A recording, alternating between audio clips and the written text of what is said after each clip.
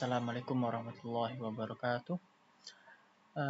Perkenalkan, nama saya Muhammad Umar Al-Faruq dengan NIM 1203230004 sebagaimana di sini. Saya berasal dari Madura. Saya berkuliah di Telkom University Surabaya.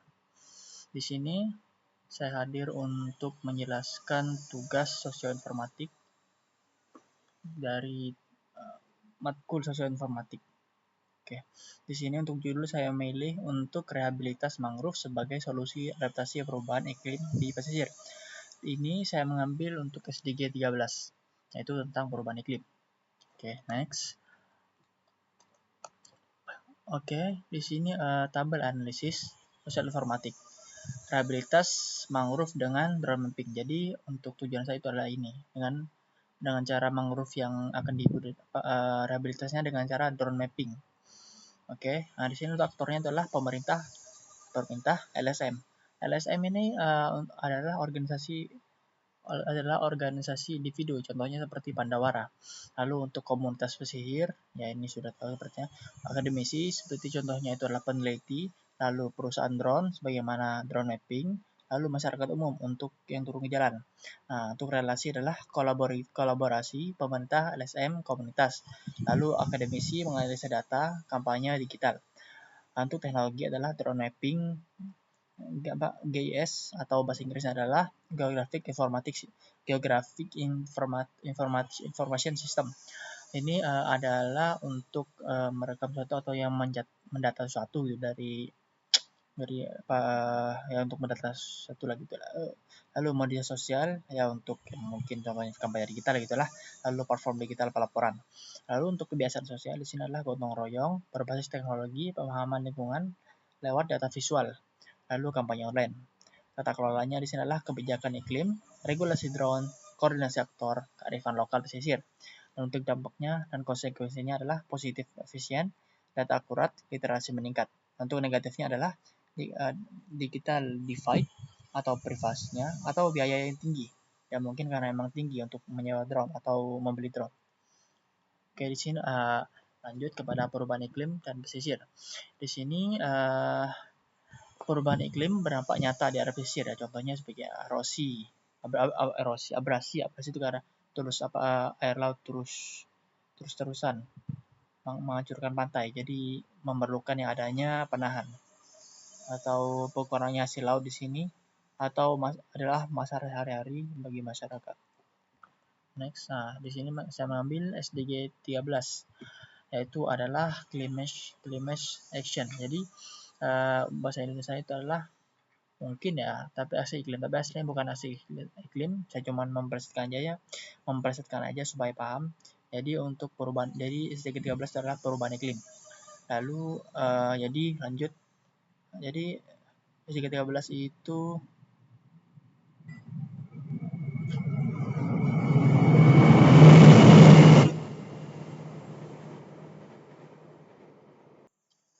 next. SDG 13 itu adalah climate action yang mendorong adaptasi dan mitigasi perubahan iklim. Ini terdapat di jurnal Agastasia yang et al. Lalu pada tahun 2024. Oke, lanjut. Ini drone mapping berevolusi rehabilitas. Jadi untuk pemetaan cepat. Jadi drone itu akan memetakan tempat yang akan ditumbuhi oleh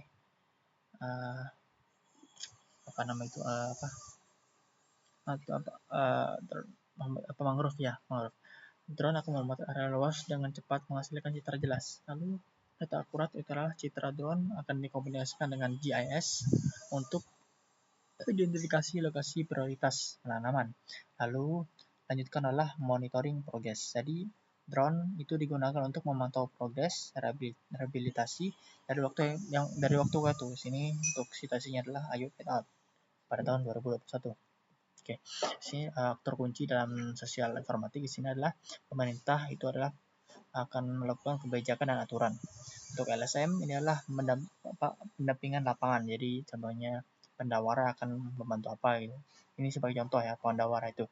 Tapi untuk laut mungkin untuk mangrove bukan Pandawara.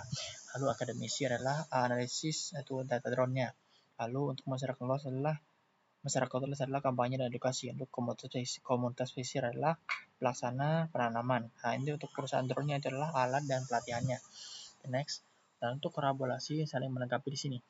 Sebagaimana pemerintah membuat aturan main, LSM mendampingi komunitas, akademisi memberi masukan berbasis data, lalu perusahaan dukungan dan teknis, dan lalu masyarakat lokal. Nah, itu yang akan turun langsung. Jadi media sosial juga berperan sebagai sarana komunikasi dan kampanye untuk meningkatkan kesadaran publik. Nah, di sini dampak dan tantangan. Untuk dampak positifnya adalah rehabilitas lebih efisien. Lalu kedua, keputusan berbasis data, masyarakat melek teknologi, jadi gak gegap teknologi atau selain itu adalah gaptek. Lalu keempat adalah budaya baru, melihat lingkungan via citra udara. Dan untuk tantangannya itu adalah digital divide atau akses teknologinya, mungkin ada yang gagal atau gimana. Lalu untuk biaya operasional yang tinggi, dan mungkin karena mahal atau gimana. Lalu isu privasi pemantauan wilayah, jadi wilayah privasi kayak mungkin ada wilayah orang yang nggak mau mungkin ada wilayah orang yang nggak mau di drone gitu atau gimana. Oke, next, lanjut. Oke, nah di sini lalu melanjutkan pada kesimpulan. Kesimpulan di sini adalah teknologi dan kolaborasi. Rehabilitasi mangrove dengan drone mapping adalah contoh nyata teknologi yang mendukung SDG 13. Namun, keberhasilan ini bergantung pada integritas teknologi dengan kondisi masyarakat sosial. Jadi untuk kolaborasi interaktor yang baik, jadi kolaborasinya itu jika kolaborasinya itu baik, maka antar aktor juga akan baik. Jadi ini tergantung dengan kolaborasinya, dan integrasi teknologinya. Dan itu semua itu akan memperkuat daya tahan masyarakat pesisir menghadapi perubahan iklim. Oke, sekian dari saya. Kurang lebihnya mohon maaf. Assalamualaikum warahmatullahi wabarakatuh.